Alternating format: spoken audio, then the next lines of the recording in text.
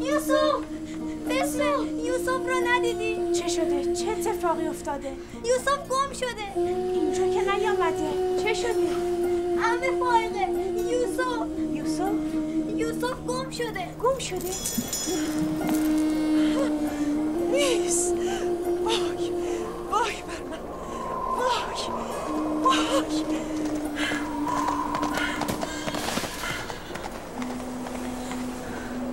چاه در چاه نیفتاده؟ یوسف! صدای افتادنش در چاه را نشنیدید؟ نه کمی تحمل داشته باش بانو، حتما پیدایش میشم. کجا رفته؟ چه شده؟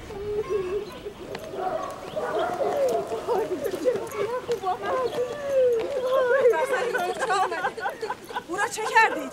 حرف بزن. آرام باش ببینم چه اتفاقی افتاده. چه شده؟ من داخل خانه به کار مشغول بودم. بچه‌ها در حیاط بازی می‌کردن. ناگهان شنیدم یوسف را صدا می‌کنن. گفتم چه شده؟ گفتن یوسف گم شده. همه جا را گشته اید؟ گشته اید. این گونه امانتداری می‌کنی؟ این گونه از یوسف نگهداری کردی؟ حواست کجا بود؟ بس کن ببینم چه اتفاقی افتاده. حتی زوایای تاریک خانه را گشته اید؟ آری گشته اید. یوسف کودک باهوشی است. خود را جایی پنهان کرده که پیدایش نکنند. مثلا در صندوق یا تنور.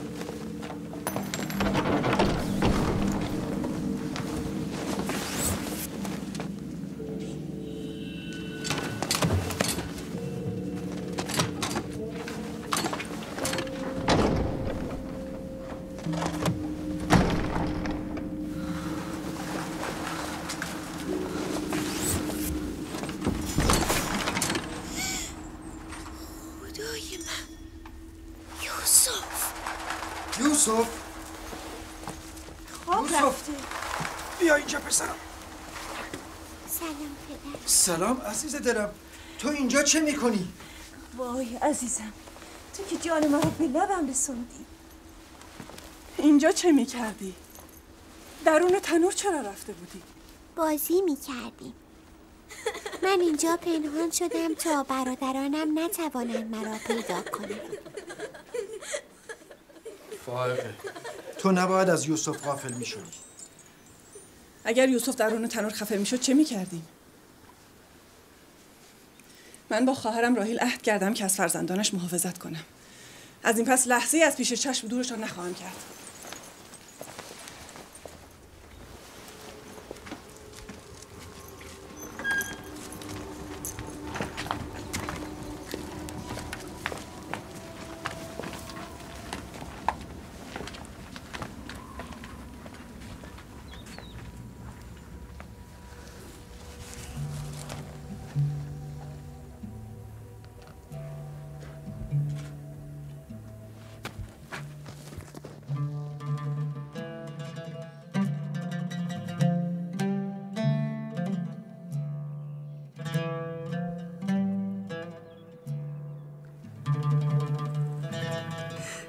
من بدون یوسف نمیتوانم زندگی کنم.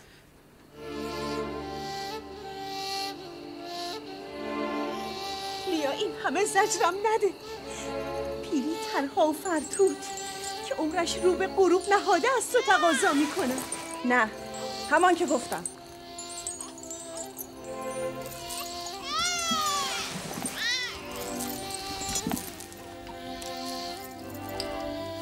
قول میدهم از این پس بیش از گذشته از یوسف مراقبت کنم. میدانی فائقه، دوری یوسف را دیگر نمیتوانم تحمل کنم. بهتر از همینجا نزد ما بماند. من تنها یک فرصت از شما میخواهم. تنها یک فرصت. فائقه، تو میدانی که یوسف یک کودک معمولی نیست و من نمیتوانم در مورد او مسامحه کنم. پس رشته پیوند من و یوسف را به یک بار قطع نکنید. بگذارید چند روزی نزد من باشد تا به تدریج مهر از او بردارم.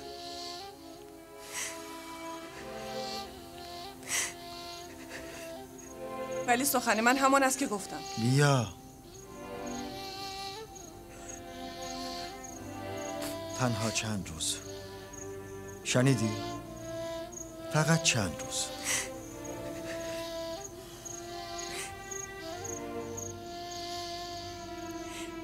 تنها چند روز. عهد میکنم که خود او را نزد شما بازگردانم. برویم جان عمه.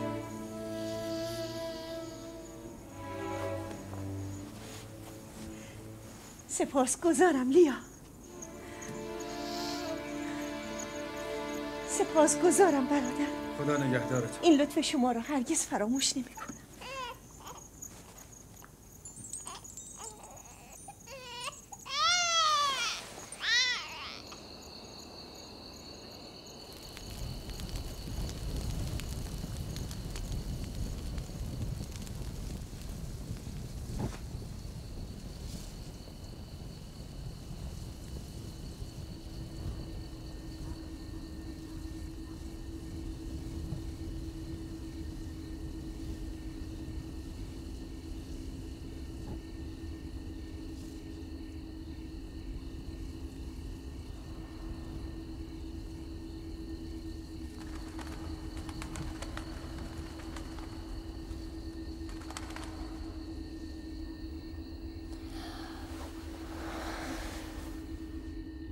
عمه شما نخوابیده اید؟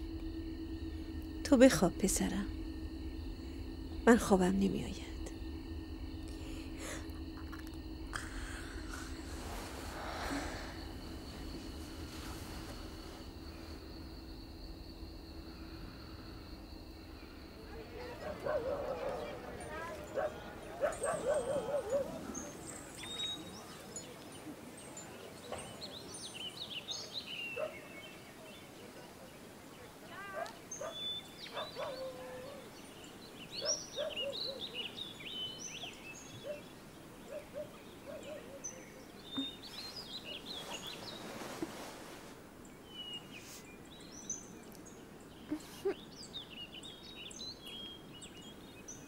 بیدار شدی یوسف من؟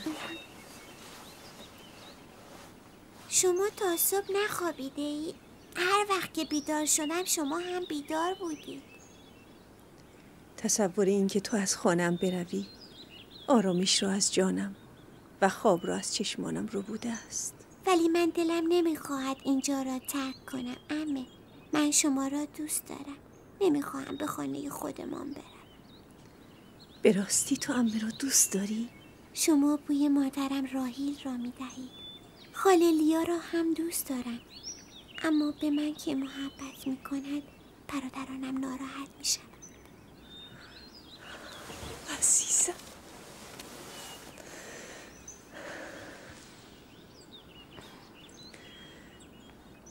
گفتی که دوست داری نزد عمه بمانی؟ برای نگه داشتن تو راهی به نظرم رسیده که باید کمکم کنی. برخیز آماده شو تا نزد پدرت بروی.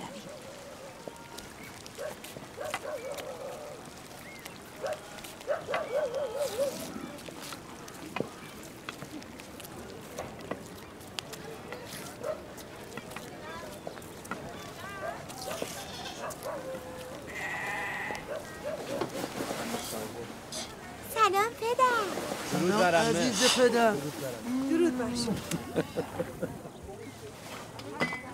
آمدم امانت شما را بازگردانم. صحیح و سالم. سلام عمه فائقه. سلام عزیزم. قرار بود چند روز این را نگه داری. یوسف خوش آمدی پسرم. امانت را باید بازگردان. هر چه زودتر بهتر.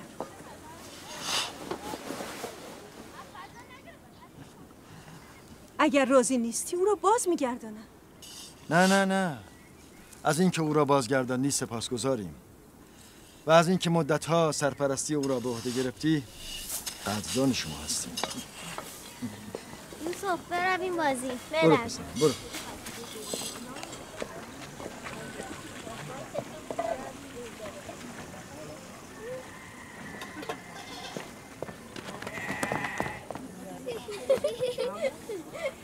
خدا نگهدار برادر. خدا نگهدارشون. خدا نگهدارم. حافظ. چه فرقی بین یوسف و دیگر برادرانش می باشد؟ چرا این همه به او بها می دهند؟ خب معلوم است یعقوب و خواهرش یوسف را بیشتر از بچه‌های ما دوست دارند.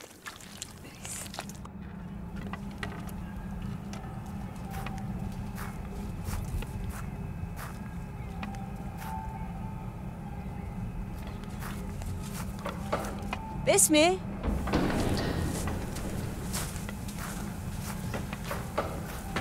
بسمه؟ بله بانوی من. کمربند پدرم اسحاق نبی گم شده است. تا آن را ندیده ای؟ نه. با من بیا. یاکین پیر و چند نفر دیگر از اهالی را نیز باید خبر کرد. برویم.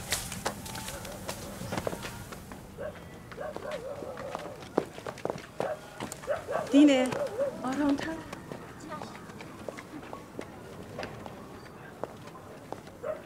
شامون یهودا عجله کنید.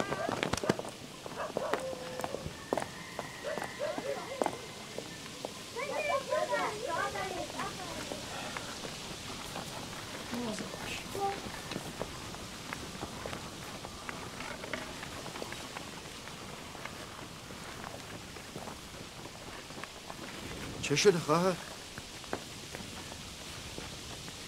بسمه چه شده؟ کمربند اسحاق نبی گم شده است. همه جا را گشته اید؟ همه جا را. یادگار پدرمان اسحاق بود. من خیلی ناراحتم. همان که همیشه به کمر یوسف میبستم. باز هم بگردی حتما پیدا میشود. همه جا را گشته ایم و از همه پرسیده ایم اما اثری نیافته ایم. کی گم شده؟ چه میدانم؟ از لحظه ای که یوسف را به اینجا آوردم دیگر از کمربند اثری نیست. هیچ یک از شما این کمربند را ندیده؟ شاید یوسف قبل از اینکه به اینجا بیاید آن را جایی پنهان کرده است. فکر نمی‌کنی یوسف به خاطر علاقه‌ای که به آن کمربند دارد آن را برداشته است؟ یعنی یوسف دزدی کرده؟ شاید گمان کرده از آن خود اوست و من آن را به او بخشیدم. ولی من گمان هم نمی کنم. من برای پیدا کردن کمربند همه جا و همه کس را جستجو خواهم کرد و تا آن را پیدا نکنم آرام نخواهم نشست. فقط یوسف آن کمربند را می‌بست. ما از آن بیخبریم. بسیار خوب. من هم ابتدا از یوسف شروع می‌کنم تا بهانه‌ای نباشد. اجازه می‌دهی؟ نمیدانم چه نیرنگی در کارت است. اما هرچه هست این وضع مرا رنج میدهد. نیرنگ؟ نیرنگ کدام است؟ مردم، من کمربند پدرم را گم کرده ام و در صدد یافتن آن هستم. آیا این نیرنگ است؟ بسیار خوب، جنجال نکن. جنجال نکن. بگرد. همه را بگرد.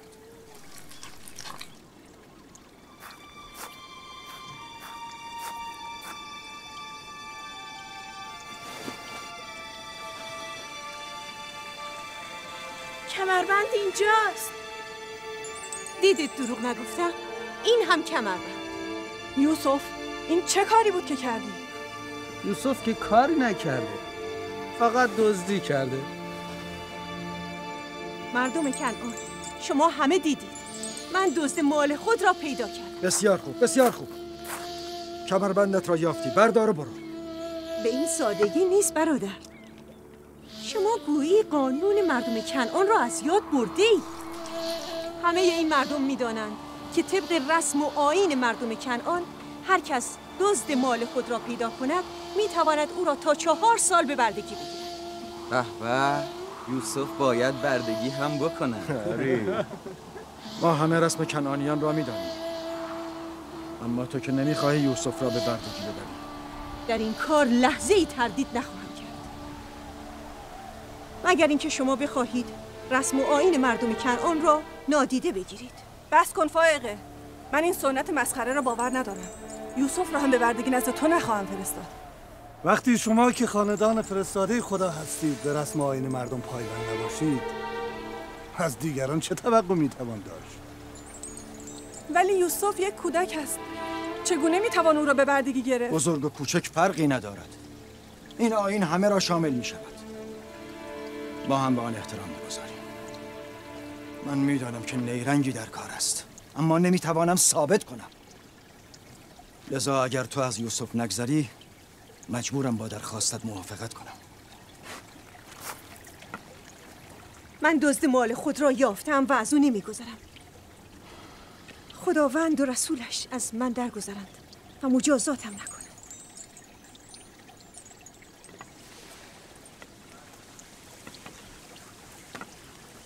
برویم یوسف. تو از امروز به مدت 4 سال برده من خواهی بود. این هم حاصل آن همه تعریف و تمجید. کودکی را که بیهوده پر و بال بدهند، نتیجه همین خواهد شد.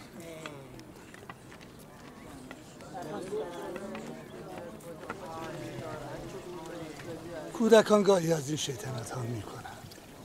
اون که دزدی نیست.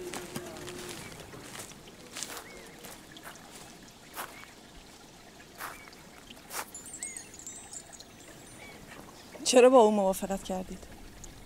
فائقه نمیتواند از یوسف به خوبی نگهداری کند.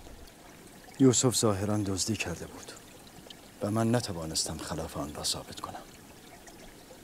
نگران نباش. جای یوسف بد نیست.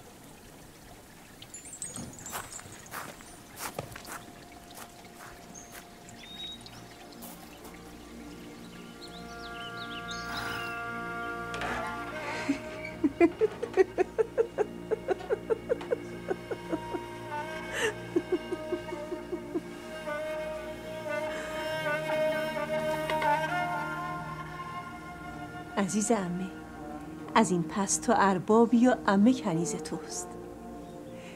تو وارث برادرم و چشم و چراغ قبیله ما هستی. این کمربند در حقیقت میراثی است که فقط تو لایق آن هستی.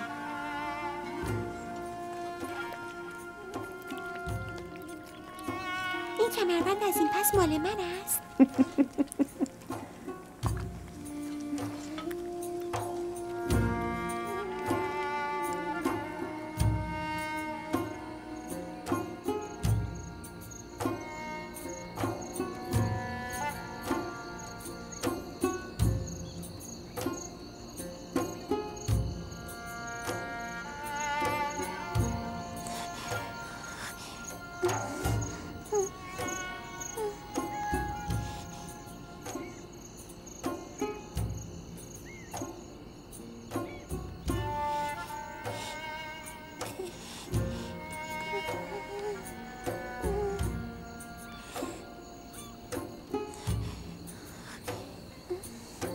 یوسف، یوسف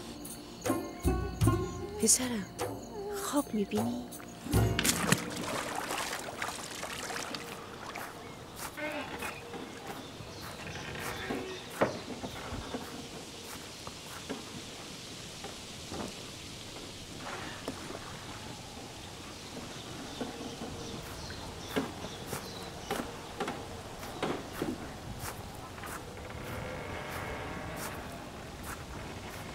سلام پدر. سلام عزیز دلم. آیا نبی خدا مرا بخشیده است؟ به خانه خود راه میدهد؟ اگر جز این میکردی تو را نمیبخشیدم. تو به رسم عشاق عمل کردی. آن را که دوست داشتی به چنگ آوردی. بخشندگی زیبنده انبیای الهی است. امیدوارم لایق این عفو باشم. من گناهکاری نمیبینم که بخششی در کار باشد. اینجا چه میکنید؟ به اصرار یوسف آمدم. او خوابی دیده است و تعجیل دارد آن را برای شما تعریف کند. تردید ندارم خواب او سراسر خیر و نیکی است. در خواب یوسف ارواح خبیثه راه ندارد. خب چه خواب دیدی عزیز پدر؟ خواب دیدم که من و برادرانم در صحرا مشغول بازی هستیم. بادی تندی می‌وزد.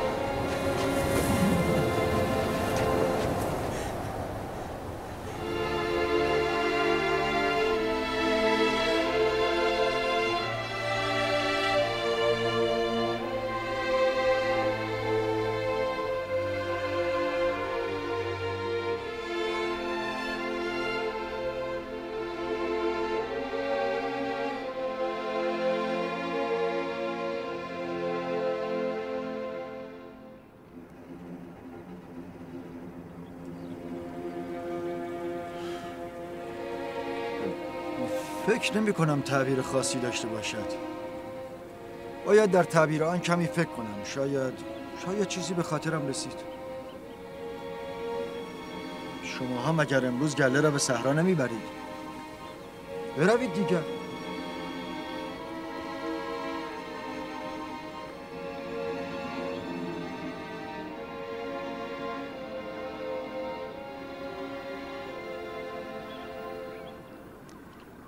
نمیدانم تعبیر خواب چه بود که یعقوب از آن در میان جمع سخنی نگفت.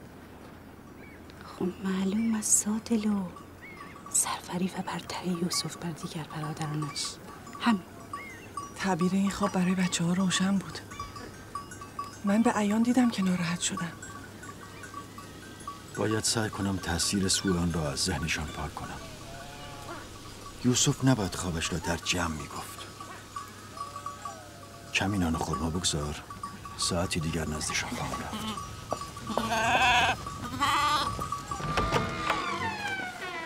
بیا فرزندم، بیا.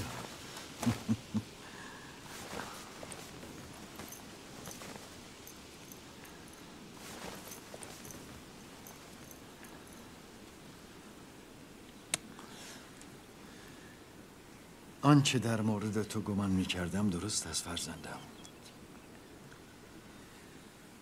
تو را مژده می‌دهم که در آینده جایگاهی والا و مقام و مرتبتی رفیع خواهی یافت و بر برادرانت سروری خواهی کرد.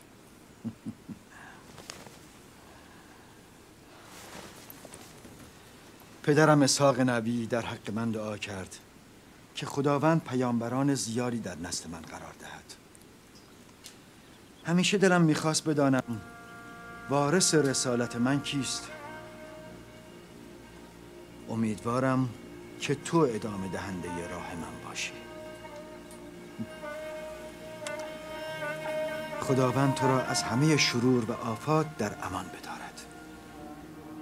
شاید تو همونی هستی که ما منتظرش هستیم. پدر، رسالت یعنی چی؟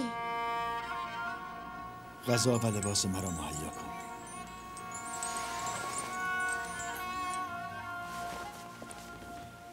رسولان فرزندم فرستادگان خداوند به سوی مردم هستند و مردم را به سوی خداوند و به راه رستگاری و کمال هدایت می کنند.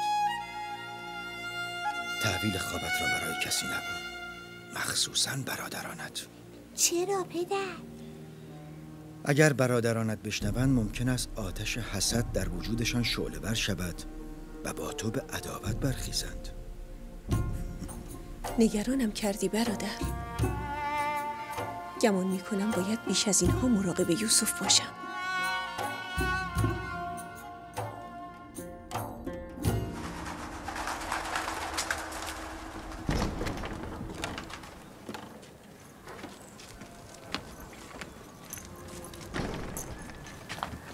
اگر اجازه دهید من نیز یوسف را با خود به خانه ببرم.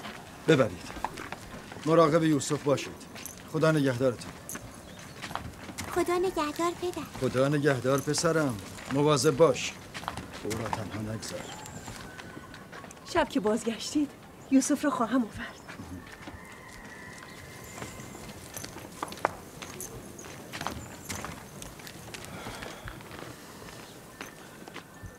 مدتی است نتوانستم با آنها شبانی کنم. غروب با آنها باز می‌گردم. فرزندانمان فکر میکنن که توجه شما به آنها کم شده. نگران نباش. سعی میکنم این ذهنیت را اصلاح کنم.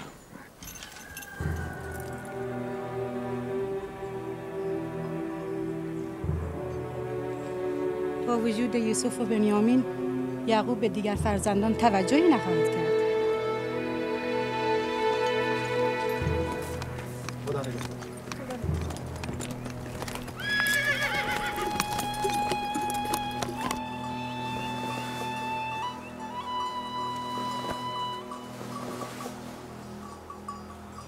ما که همیشه غذایمان را با خود می آوریم.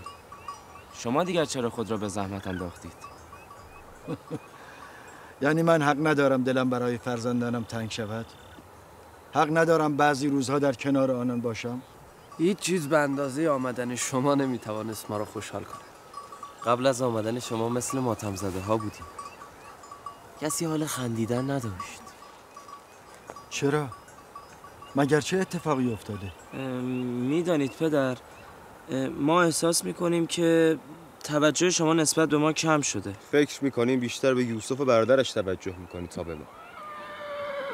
ولی من یوسف را فقط به خاطر شما نزد عمه فائقه فرستادم. متوجه نشدید؟ فقط به خاطر اینکه مادرتان بیش از شما به او توجه میکرد. چه فرقی میکنه؟ حال مادر به بنیامین چسبیده است و عمه به یوسف. بهترین لباس ها و سرگرمی ها هم برای او تهیه میکنه. با شما موافقم. اما شما هم باید حق بدهید. ما باید به گونه‌ای رفتار کنیم که یوسف و بنیامین احساس بیمادری نکنند. پدر، ما از خوابی که یوسف دیده خیلی نگرانیم. مردان قدرتمند خانواده ما هستیم. تمام بار مسئولیت اداره خانواده و انجام کارهای سخت به دوش ماست. آن وقت یوسف جانشین شما شود؟ ولی خواب یوسف میتواند تعبیر دیگری هم داشته باشد. مگر نه این است که یوسف گفت چوب دستش سبز شده و بر چوب دستهای شما سایه افکند؟ این میتواند نشان دهنده آن باشد که یوسف همه برادرانش را دوست دارد، و یا اینکه یوسف نسبت به همه عطوف و رئوف خواهد بود و همه برادرانش را دوست خواهد داشت. ظاهراً غیر از تعبیری که ما نزد خود کرده ایم، تعبیر دیگری نیز میتواند داشته باشد. درست متوجه نشدم. یعنی یوسف جانشین شما نیست؟ جانشین مرا خداوند تعیین میکند، آن هم بهترین شما را. شما هم بهتر است دست از بهانه‌گیری بردارید. یوسف و بنیامین برادران شما هستند، نه دشمنان شما. من همه شما را دوست دارم. از شما هم میخواهم که یکدیگر را دوست داشته باشید تا خداوند هم شما را دوست بدارد. بزرگان خاندان من، امید و پشتیبان من شما هستید. امروز احساس میکنم میتوانم به شما تکیه کرده دلگرم باشم. شماها شجاع و متحور هستید. با وجود شما هیچ غمی نمیتواند دل یعقوب را به خود مشغول کند. از اینکه پدر را آزردیم پوزش میخوام. گرگ، لاوی، نفتالی، شمون، گرگ بگرد.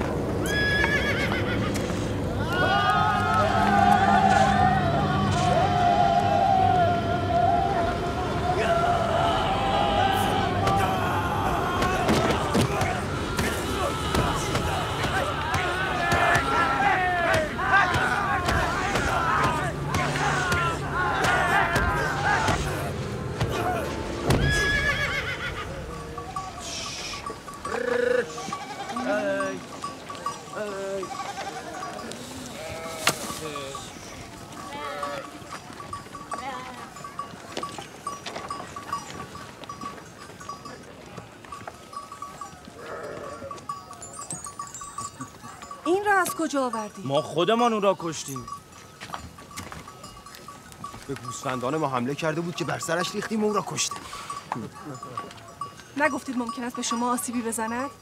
فعلا که ما به او آسیب زده ایم. خدا عاقبت ما را بعد از این با شما بچه‌های دیوانه و نترس به خیر کنه. حتما شما هم در این کار یاریشان کرده اید. اصلا به من فرصت دخالت ندادن. پیش از این که بتوانم کاری کنم کار گرگ را تمام کردم.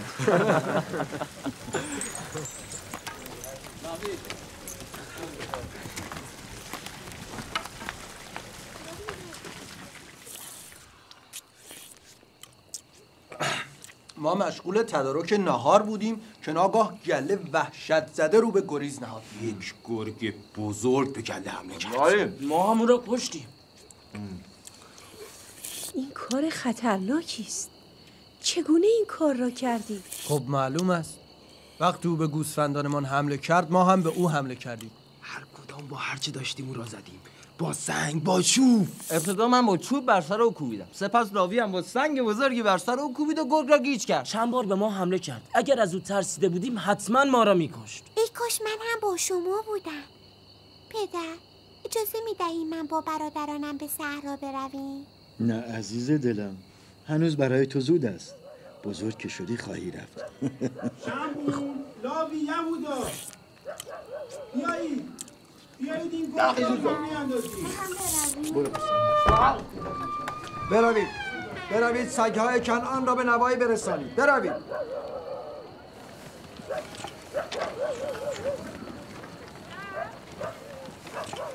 پدر که به صحرا آمده بود میگفت چرا خواب یوسف رو فقط سروری بر برادران تعبیر میکنید؟ شاید معنی خوابش علاقه و محبت زیاد اون نسبت به برادرانش باشد. شاید او همه شما رو دوست دارد. آری مادر، به راستی یوسف همه ما رو دوست داره. برای علاقه که لازم نبود خواب ببیند. خواب خبر از آینده میدهد، خبر از سروری و برتری یوسف. پدرتان شما را ساده‌لوح تصور کرده.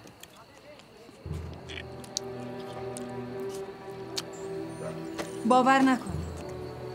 پدرتان خواسته شما را ساکت کند. بلهه میگفت اگر این خواب حقیقت داشته باشد نشان از سروری و برتری یوسف نسبت به شماها دارد. ولی ما با یوسف بازی میکردیم و به ما هم خیلی خوش گذشت. او پدر است. نمیخواهد برادران به یکدیگر کینه داشته باشند.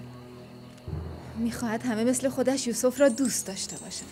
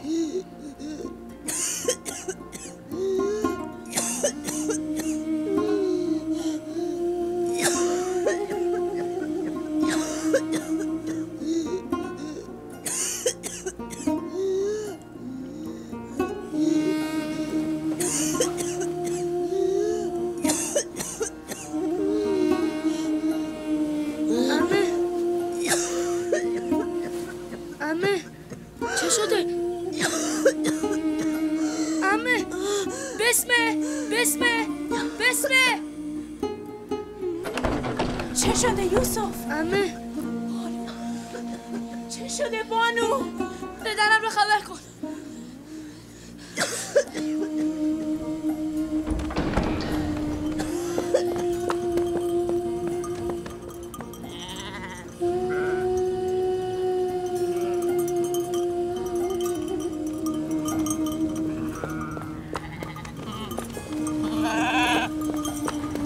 یا نبی الله، عمه فارغه حال بانو خوب نیست. عجله کنید، عجله کنید.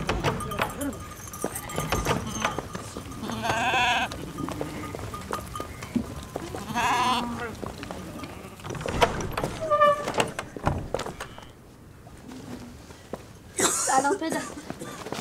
حال عمه فارغه خوب نیست. فارغه چه شده خواهر؟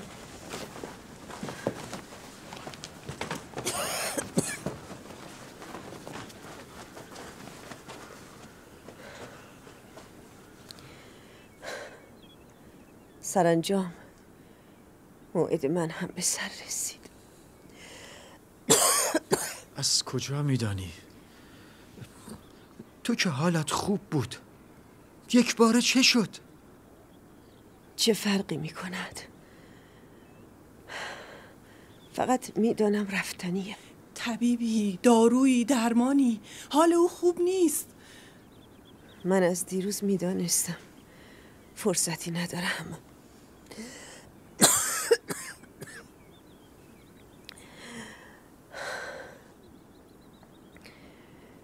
فقط به سخنانم گوش کنید. دیروز که به اصرار خانه ما را ترک کردی باید حدس می‌زدم. از دنیا چیزی ندارم. هرچه هست به یوسف میبخشم و از او پوزش میطلبم.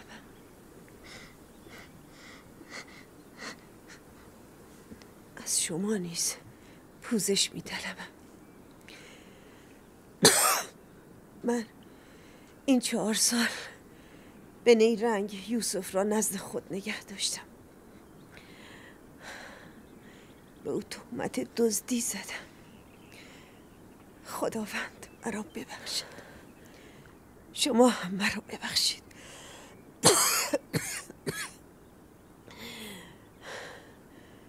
یوسف من دزد نیست. من اون کمربند را در زیر لباسش پنهان کردم. من این را میدانستم. تو خود را رنج نده. این را به همه بگویید. یوسف من دزد نبوده و نیست. تو خود را رنج نده. میخواهم با تو تنها سخن بگویم.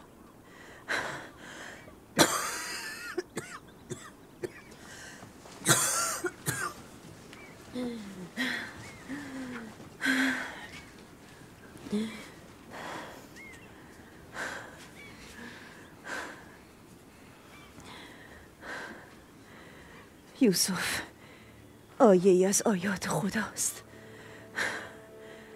همان گونه که برای بعضی رحمت و نعمت است، برای بعضی زیان و خسارت است. من نشانه های حسادت و کینه را میبینم. مواظب یوسف باش. او دنباله راه نبوت است. لحظه او را تنها مگذار.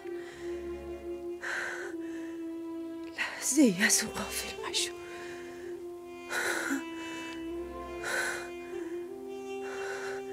او را با خود بخوابان و تنها جایی مفرست.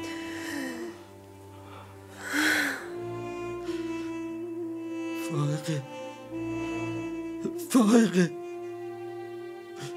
سفر بخیر خواهر.